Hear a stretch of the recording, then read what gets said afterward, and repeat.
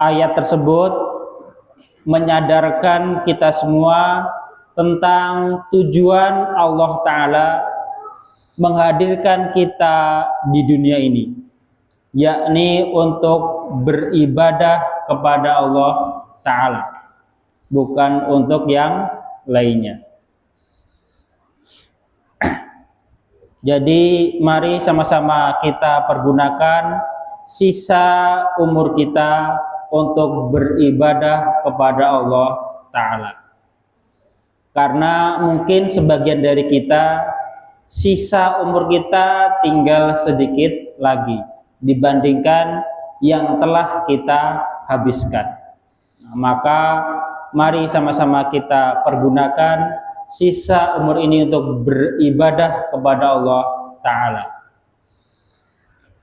Ikhwan dan akhwat sekalian, mari kita lanjutkan kembali kajian kita tentang azan dari kitab Shollu Kama Ra'aitumuni Usolli.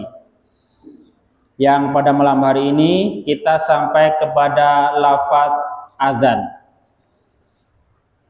Mungkin kita selama ini hanya mendengar lafaz azan yang seperti itu saja, dari subuh sampai isya. Nah, mungkin di subuh di sebagian masjid ada lafaz as-sholatu khairum minan naum. Ternyata di redaksi hadis ada hadis-hadis lain yang mengatakan atau azan tidak hanya dengan satu jenis seperti itu. Mari kita lihat hadis-hadisnya. Dari sahabat Abdullah bin Zaid, dia berkata, "Lamma amara Rasulullah sallallahu alaihi wasallam bin naqusi yu'malu liyudraba bihi linnasi li jam'is shalah tawafa bi wa ana naimun rajulun yahmilu naqusan fi yadihi faqultu ya Abdullah atabi'un naqus qala wa ma tasna'u bihi faqultu nad'u bihi ila shalah qala afala adulluka ala ma huwa khair min dzalik faqultu lahu bala qala faqala taqul Allahu akbar Allahu akbar Allahu akbar Allahu akbar asyhadu an la ilaha illallah asyhadu an la ilaha illallah asyhadu anna muhammadar rasulullah asyhadu anna muhammadar rasulullah hayya 'alas shalah hayya 'alas shalah hayya 'alal falah hayya 'alal falah Allahu akbar Allahu akbar la ilaha illallah qal summa istakhara anni ghaira ba'idin summa qala wa taqul idza aqamtas shalah Allahu akbar asyhadu an la ilaha illallah asyhadu anna muhammadar rasulullah hayya 'alas shalah hayya 'alal falah qad qamatis shalah Allahu akbar la ilaha illallah falamma asbahtu ataitu Rasulullah sallallahu alaihi wasallam fa akhbartuhu bima ra'aitu faqal innaha la ru'ya haqqin insyaallah faqum ma'a bilalil falaqi alaihi ma ra'aita falyu'adzin bihi fa innahu angda sautan minka faqumtu ma'a bilalin faja'altu ulqihi alaihi yu'adzinu bihi qal fasami'a dzalika Umar bin al-Khattab wa huwa fi baitihi fa kharaja yajurru ridaahu wa yaqulu walladzi ba'atsaka bil haqq ya Rasulullah laqad ra'aitu misla ma ra'a faqala Rasulullah sallallahu alaihi wasallam walillahil hamdu Rawahu Ahmad wa Abu Dawud balafdu li Abi Dawud. Ketika Rasulullah Shallallahu Alaihi Wasallam menyuruh menyediakan lonceng yang akan dipukul untuk menghimpun orang-orang untuk sholat. Jadi ini istihad Rasulullah sebelum ada panggilan adzan. Nah, sebelum itu emang panggilan sholat itu tidak ada. Jadi para sahabat hanya menunggu di tempat sholat, kapan sholat ditunaikan.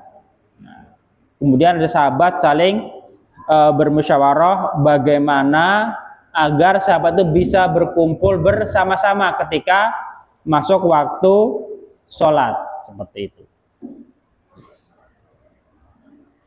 Saya Abdullah bin Zaid bermimpi seorang laki-laki berjalan mengelilingi saya sambil membawa sebuah lonceng di tangannya. Jadi dalam mimpinya Abdullah bin Zaid melihat seorang laki-laki berjalan sambil membawa lonceng. Maka saya berkata kepadanya, artinya Abdullah bin Zaid berkata kepada lelaki tersebut, "Hai hamba Allah, apakah Anda bersedia untuk menjual lonceng itu?" Ini satu adab juga. Ketika berjumpa dengan seseorang yang tidak dikenal, nah, itu disebut dengan nama hamba Allah, ya Abdallah. Nah, seperti itu. Atau kemudian di kita, ya fulan. Nah, jadi panggillah dengan panggilan yang baik, seperti itu. Ia menjawab, "Apa gunanya buat Anda?" Nah, tidak dijawab dijual atau tidak, tapi dijawab apa manfaatnya untuk Anda lonceng ini. Nah, saya menjawab, buat memanggil orang untuk sholat. Jadi dalam mimpinya Abdullah bin Zaid ingin membeli lonceng untuk memanggil orang-orang untuk sholat. Dia berkata, "Maukah saya tunjukkan dengan yang lebih baik dari itu?" Nah, jadi yang lebih baik dari menggunakan lonceng. Saya menjawab, "Tentu." Maka dia, lelaki tersebut, berkata, "Hendaklah kamu mengucapkan sebagai berikut." Yani lafaz Allahu Akbar sampai la ilaha illallah yang sering kita dengar dalam panggilan azan. Kemudian dia menjauh sedikit dariku, lalu berkata, "Jika kamu hendak menegakkan sholat, maka bacalah Allahu Akbar, asyhadu alla ilaha illallah, asyhadu anna Muhammadar Rasulullah, hayya 'alas shalah, hayya 'alal falah, qad qamatis shalah, Allahu Akbar, la ilaha illallah." Dan tatkala hari telah pagi, saya mendatangi Rasulullah Shallallahu Alaihi Wasallam, lalu menceritakan apa yang saya alami dalam mimpi tersebut. Lalu beliau bersabda, "Insya Allah sesungguhnya itu adalah mimpi yang benar. Datangilah Bilal dan ajarkanlah kepadanya apa yang kau dengar itu, supaya diserukannya."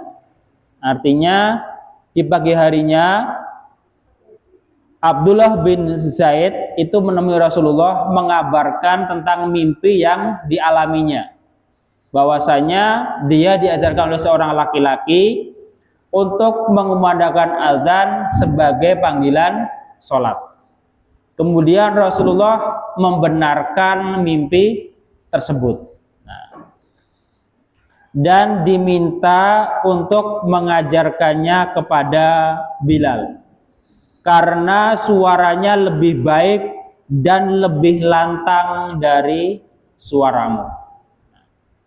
Ini juga satu sunnah bagi muadzin. Nah, itu yang suaranya baik dan lantang. Seperti itu. Maka saya mendatangi Bilal dan mengajarkannya. Kemudian seruan itu terdengar oleh Umar bin Khattab yang ada di rumahnya. Maka dia keluar dengan mengulurkan kainnya. Kemudian berkata, "Wahai Rasulullah, demi zat yang telah mengutus engkau dengan kebenaran, sesungguhnya saya telah bermimpi seperti apa yang dia impikan." Nah, artinya Umar bin Khattab dan Abdullah bin Zaid mempunyai mimpi yang sama. Tetapi bedanya Abdullah bin Zaid lebih dahulu mengabarkan kepada Rasul dibandingkan Umar. Kemudian Rasulullah bersabda, "Segala puji hanya bagi Allah." Hadis riwayat Ahmad, Abu Dawud, lafadznya berasal dari Abu Dawud. Dan dari Abu Mahdzurah dia berkata, nah ini juga Abu Mahdzurah itu adalah seorang sahabat yang menjadi muadzin Rasulullah di Mekah. Nah, kalau di Madinah muadzinnya adalah Bilal dan Ummi Maktum. Nah, ini harus kita pahami. Nah, seringkali kita kalau ditanya siapa muadzin Rasulullah, jawabannya adalah Bilal. Itu yang masyhur. Nah, ternyata ada lagi Ummi Maktum dan juga di Mekah ada Abu Mahdzurah, seperti itu.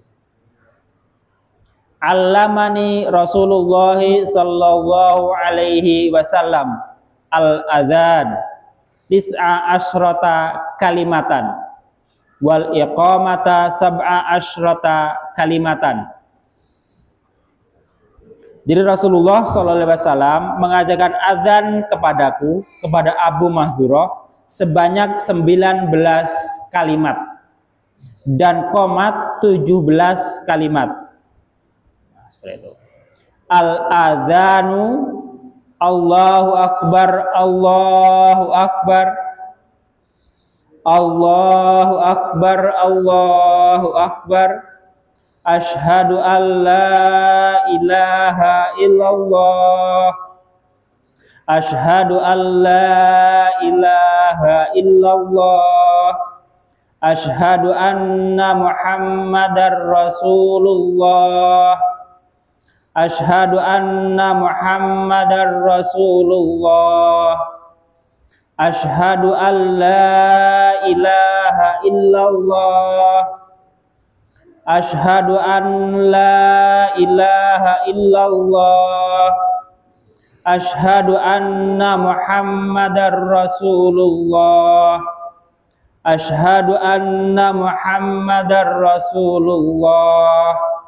Hayya 'alas shalah, hayya 'alas shalah, hayya 'alal falah, hayya 'alal falah. Allahu Akbar, Allahu Akbar, la ilaha illallah.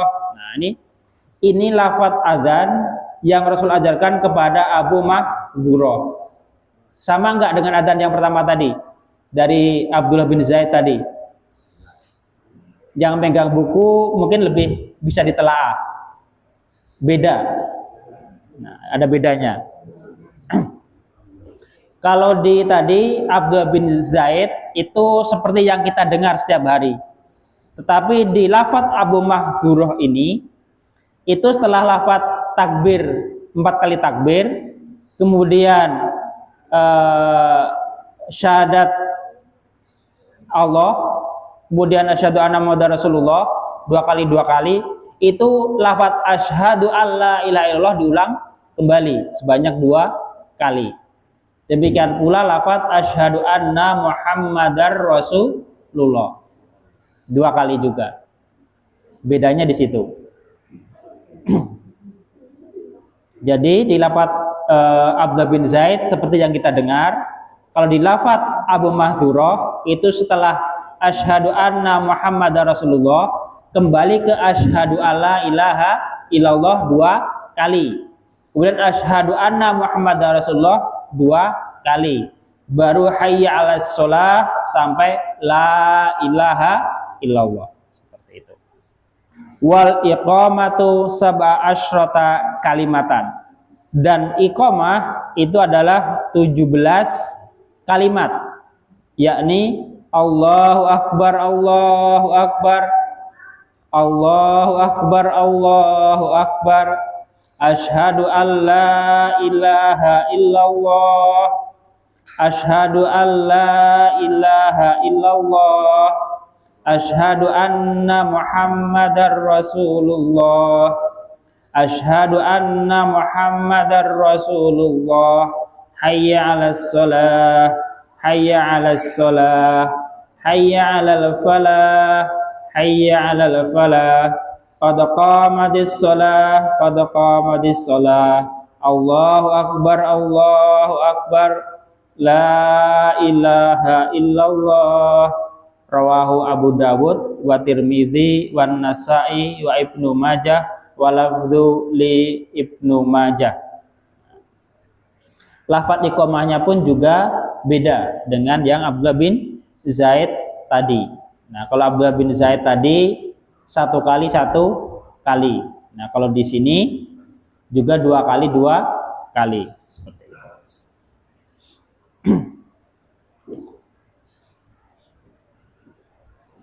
Nah, kemudian hadis yang ketiga kembali dari Abu Mahdzurah. Dia berkata, annan nabiyya sallallahu alaihi wasallam allamahu hadzal adzan. Kembali sebutnya Nabi Allah mengajarkan adzan kepadanya sebagai berikut.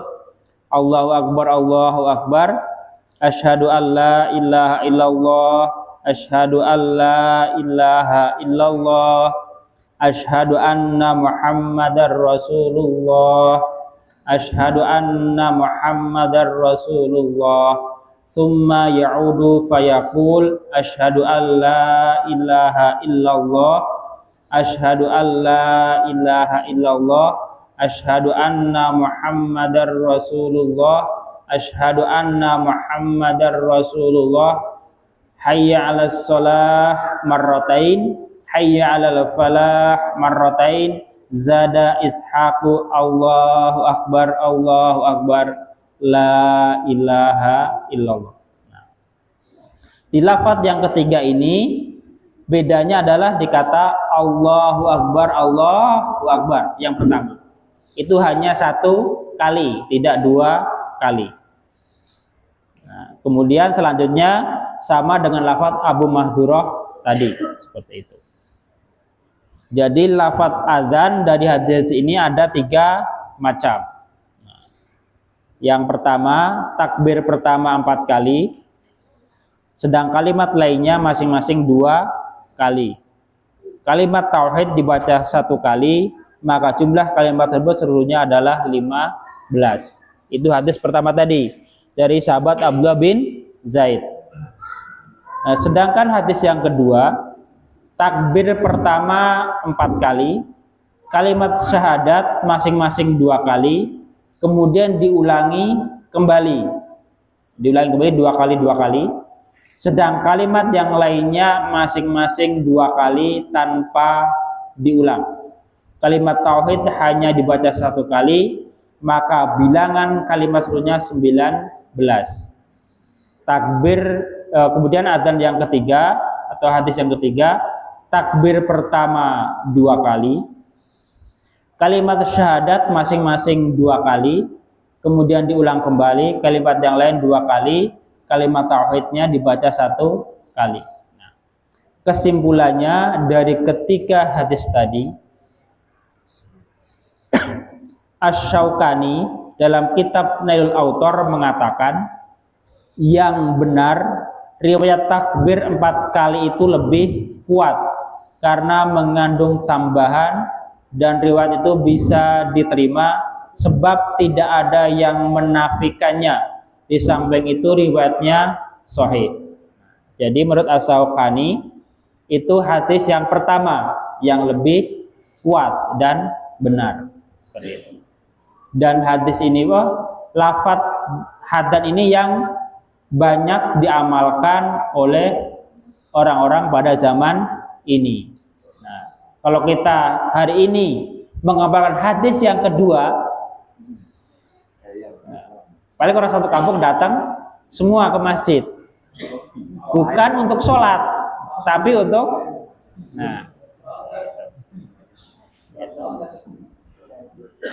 nah ini hanya perlu kita ilmui, tidak harus diamalkan. Gitu. Kenapa? Karena kalau diamalkan akan membuat kegaduhan. Nah, seperti itu. Jadi terkadang ilmu itu cukup kita ilmui, tidak perlu kita amalkan. Kadang. Kenapa? Karena tadi kalau jamaah itu belum siap dengan dalil tersebut, justru akan menimbulkan kegaduhan di tengah masyarakat. Walaupun terkadang itu sesuatu yang sunnah dicontohkan oleh Rasulullah seperti itu. Kecuali itu perkara halal dan haram. Nah, itu harus tetap kita amalkan walaupun masyarakat belum tahu.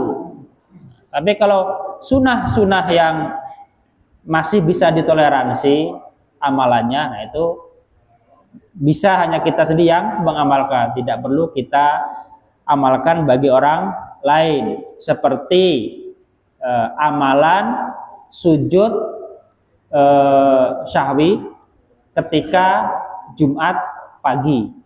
Nah, itu kan ada sunnahnya juga. Tetapi ketika itu diamalkan kepada jamaah yang belum paham, justru akan menjadi satu pertanyaan bagi jamaah. Nah, itu seringkali kita dapatkan dari guru-guru kita juga ada, termasuk dari Ustadz Budi Azhari. Itu beliau juga pernah bercerita dapat pengalaman pertanyaan dari seorang jamaah. Gitu. Jadi dia datang ke Ustadz Budi Azhari menanyakan, "Wahai Ustadz, apakah subuh itu sekarang menjadi 3 rakaat?" Nah, karena ada tadi sujud syahwinya. Jadi kalau belum paham dikira subuh menjadi 3 rakaat. Nah, seperti itu. Itu juga sering dialami oleh ustadz kita yang mencoba mengamalkan itu di tempat yang belum sujud sajadah. Nah, itu kalau Rasul kan biasa membaca surat Alif Lam Tanzil, Alif Lam Tanzil ayat sajadah. Nah, itu di pertengahan surat kan ada ayat sajadahnya dan disunahkan untuk sujud. Nah, itu juga seringkali kalau diamalkan tapi jamaah belum paham, justru akan menimbulkan kegaduhan di tengah jamaah seperti itu. Kemudian azan fajar yang pertama. Nah, ini juga sesuatu sunnah tetapi sudah banyak ditinggalkan. Itu azan fajar yang pertama. Rasulullah Shallallahu Alaihi Wasallam bersabda, "Inna Bilalan yu'adzinu bilailin, fakulu washrabu hatta yunadi ibnu ummi maktum." Sesungguhnya Bilal itu azan pada waktu malam, maka makanlah dan minumlah hingga terdengar azan ibnu ummi maktum.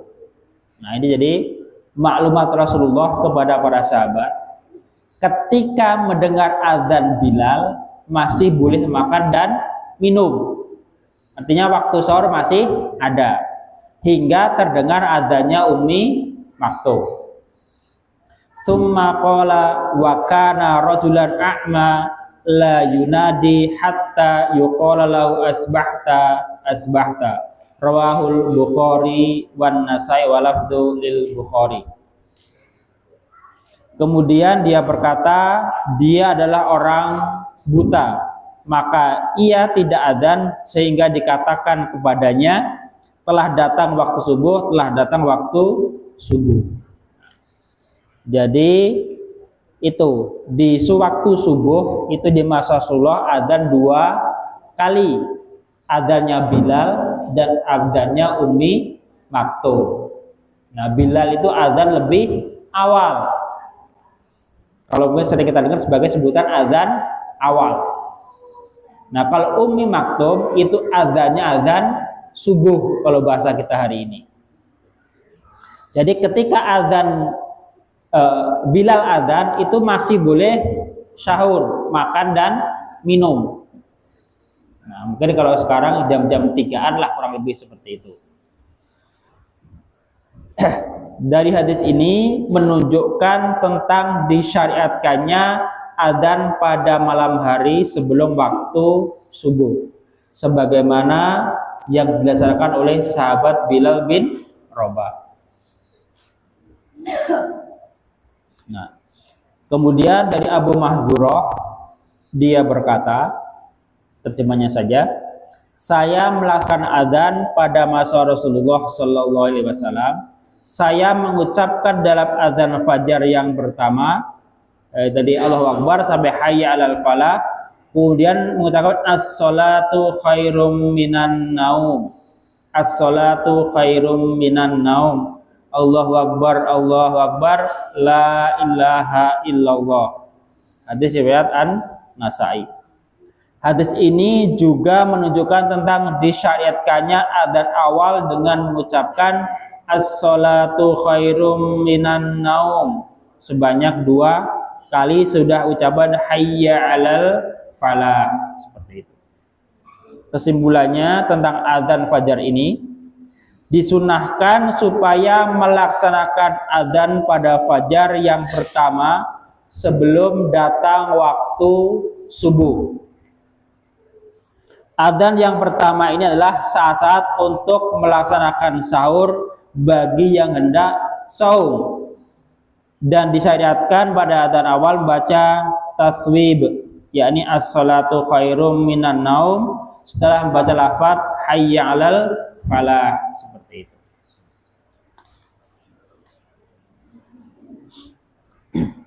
Nah, itu tadi tentang azan awal, azan fajar dan azan subuh. Nah. Kemudian tentang perintah azan. Nah, dari catatan kaki tentang lafaz as-salatu khairum minan naum silahkan dibaca dalam kitabnya sendiri karena cukup panjang dan banyak, seperti itu.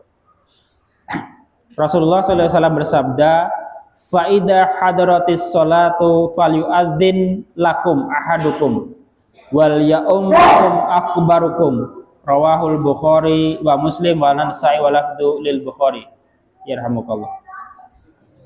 Maka apabila datang waktu sholat, hendaklah salah seorang di antara kamu adzan untuk kamu.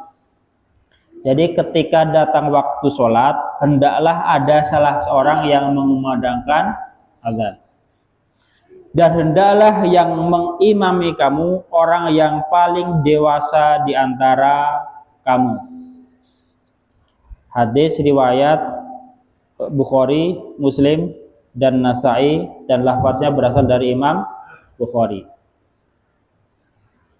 Hadis yang selanjutnya, ya'jabu rabbuka min ra'i ghanamin fi ra'si syatiyatil jabal yu'adzinu bis salati fayusalli fayaqulullahu azza wa jalla ungduru ila abdi hada yu'adzinu wa yuqimus salah yakhafu minni qad ghafartu li abdi wa adkhaltuhul jannah, rawahun Nasa'i an Uqbah ibnu Amr. Rabbmu Allah heran terhadap seorang penggembala kambing yang berada di puncak gunung. Jadi ini Allah takjub kepada seorang penggembala kambing yang berada di puncak gunung. kemudian dia adzan untuk sholat. Artinya ketika masih waktu sholat, dia segera mengumandangkan adzan. Maka Allah berfirman, perhatikanlah kepada hambaku ini. Nah, mungkin Allah memaklumatkan kepada para malaikat. Dia adzan, kemudian mengerjakan sholat karena takut kepadaku. Sungguh aku telah mengampuni hambaku ini dan memasukkannya ke dalam jannah, ke dalam surga. Jadi walaupun kita sendirian di tempat yang tidak mungkin didengar oleh orang lain adzan kita, ketika memasuki waktu sholat, kumandangkanlah adzan, baru iqamah, baru sholat, seperti itu. Nah, dimisalkan tadi seperti seorang penggembala di tengah atau di atas puncak gunung, seperti itu. Dan sabda Rasulullah, ma min salasatin la yu'adzinu wa la tuqamu fihimus sholawat illa stahwada alaihimus syaitanu, rawahu Ahmad an Abi Darda. Tidaklah dari 3 orang yang tidak adzan dan tidak iqamah dalam sholat mereka, melainkan setan akan mengalahkannya. Jadi ketika ada 3 orang mau sholat tetapi tidak ada adzan terlebih dahulu, maka setan akan mengalahkan mereka. Nah, jadi walaupun tadi sendiri adzan, apalagi ini bertiga, nah itu lebih utama untuk adzan, seperti itu. Kesimpulannya dari bab ini yaitu tentang adzan, hendaknya melaksanakan adzan apabila datang waktu-waktu sholat, sekalipun sedang sendirian. Nah, ini juga perlu kembali diperhatikan bagi kita semua tentang waktu-waktu sholat. Nah, kita sedikit mengulas atau mengulang waktu-waktu sholat, karena hari ini sholat kita berpaku kepada jam di dinding, padahal di hadisnya tidak ada, tapi harus melihat alam. Inilah nikmatnya Islam. Jadi dimanapun berada bisa melaksanakan sholat walaupun tidak punya jam tangan. Jadi waktu zuhur itu masuk ketika matahari telah bergeser dari tengah-tengah kita. Dan waktu asar itu masuk ketika tinggi bayangan telah melebihi dari bendanya. Seperti itu. Misalnya kita berdiri 1 meter, jadi bayangan itu sudah lebih dari 1 meter. Itu masuk waktu asar. Dan berakhirnya itu ketika mega merah di barat sudah mulai muncul, itu waktu asar telah selesai. Jadi bukan azan maghrib, bukan, tapi ketika mega merah sudah muncul, itu waktu asar telah berakhir. Dan waktu maghrib itu ketika matahari telah terbenam, dan berakhirnya maghrib ketika mega merah telah hilang. Kemudian masuk waktu isya. Waktu isya itu berakhir ketika memasuki tengah malam, bukan waktu subuh. Jadi yang terbiasa, mungkin ada saudara kita kadang habis maghrib tidur, bangun jam 2, jam 3 baru isya. Nah, itu diingatkan, jangan diteruskan kebiasaan itu, karena waktu isya berakhir di tengah malam. Dan waktu subuh itu ketika fajar sodik telah terbit hingga matahari terbit, seperti itu. Kesimpulan yang kedua, orang yang melaksanakan sholat dengan adzan dan iqamah akan diampuni dosanya dimasukkan ke dalam jannah, dan dimenangkan dari tipu daya setan. Nah, dan juga berkaitan dengan azan ini. Nah, ini di sini ada catatan sedikit dari penulis tentang azan pada bayi yang baru lahir. Nah, itu diriwayatkan dari sahabat Abu Ya'la dari Husain bin Ali bahwa Rasulullah SAW bersabda, barang siapa yang diberi kelahiran seorang anak, kemudian azan pada telinga kanannya dan iqamah pada telinga kirinya, maka tidak akan membahayakan kepada anak tersebut syibyan, yakni setan. Dan penulis mengatakan hadis ini adalah dhaif dalam kitab Al-Jami'us Shaghir jilid kedua halaman 83. Sepertinya bagus, tapi kedudukan hadisnya dhaif seperti itu. Jadi nggak perlu diadani intinya gitu. Seperti itu.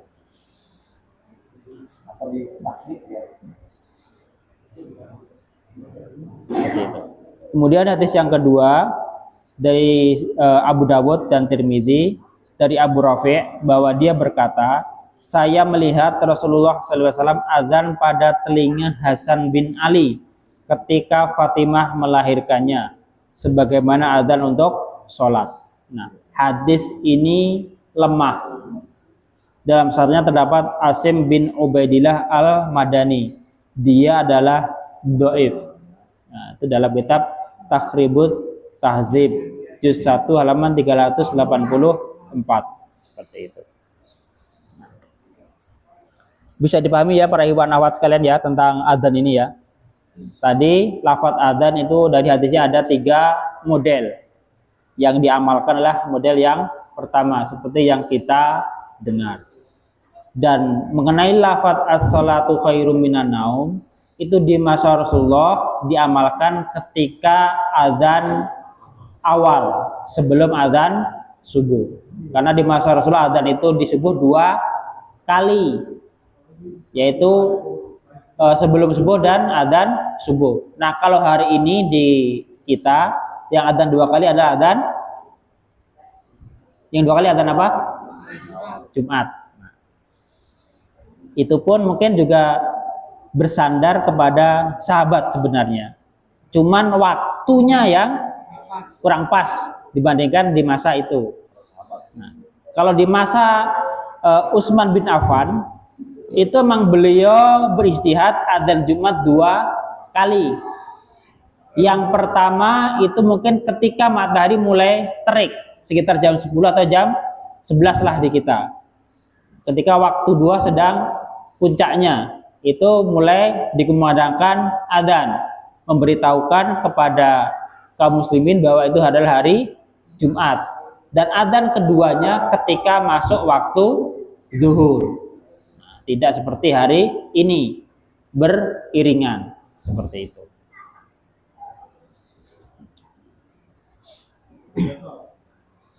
Ya.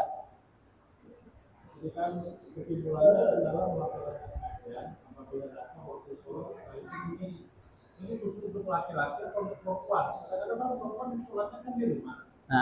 Apakah dia perlu adzan? Mari kita lihat sejenak tentang itu adzan bagi wanita. Nah, itu saya ambilkan dari kitab Fikih Sunnah tulisan dari Sayyid Sabiq. Adzan perempuan dan iqamahnya. Ini saya bacakan aja dari kitabnya langsung biar kita pahami bersama-sama. Ibnu Umar berkata, tidak ada syariat bagi perempuan untuk adzan dan iqamah. Hadis riwayat Baihaqi dengan sanad yang sahih. Pendapat yang sama juga dikemukakan oleh Anas, Hasan, Ibnu Sirin, An-Nakhai, Ats-Tsauri, Malik, Abu Tsaur, dan Ahlur Ra'yi. Imam Syafi'i dan Ishaq berkata, jika wanita azan dan iqomah juga tidak apa-apa. Imam Ahmad meriwayatkan jika perempuan azan dan iqomah tidak apa-apa, dan jika tidak mengerjakannya juga tidak apa-apa. Nah, dari Aisyah bahwasanya dia mengadakan azan, iqomah, menjadi imam dan duduk di tengah-tengah kaum wanita. Dan adanya wanita ini kalaupun diamalkan jangan sampai terdengar oleh kaum muslimin. Nah, seperti itu.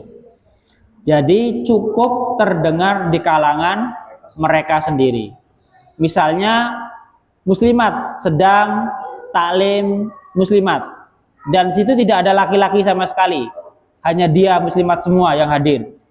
Nah, ketika masuk waktu sholat bisa mengumandang adzan di antara mereka, tapi suaranya dijaga, jangan sampai terdengar oleh kaum muslimin. Iqomahnya pun sama, dan sholatnya tadi imamnya berada di tengah-tengah shaf, tidak seperti kaum muslimin, seperti itu. Nah, ini dari kitab fikih sunnah.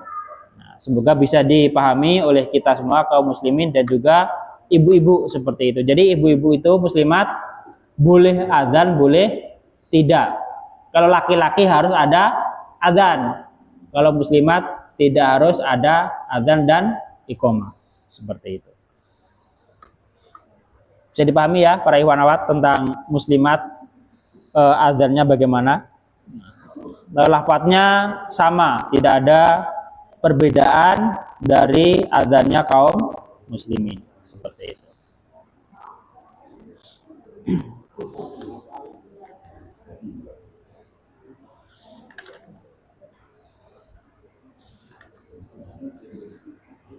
Cukup lanjut, Mas? Nah. Ya, panjang. Nah, kita cukupkan dahulu pada pembahasan pada malam hari ini. Tadi berkaitan dengan lafadz-lafadz adzan yang di hadisnya ada 3. Kemudian adzan saat fajar yang pertama, dan juga perintah untuk mengumandangkan adzan, seperti itu. Nah, nanti adab ketika adzan dan selanjutnya insya Allah kita bahas pada pertemuan selanjutnya. Mohon maaf atas segala kesalahan dan kekurangan. Akhirul kalam. Wassalamualaikum warahmatullahi wabarakatuh. Waalaikumsalam.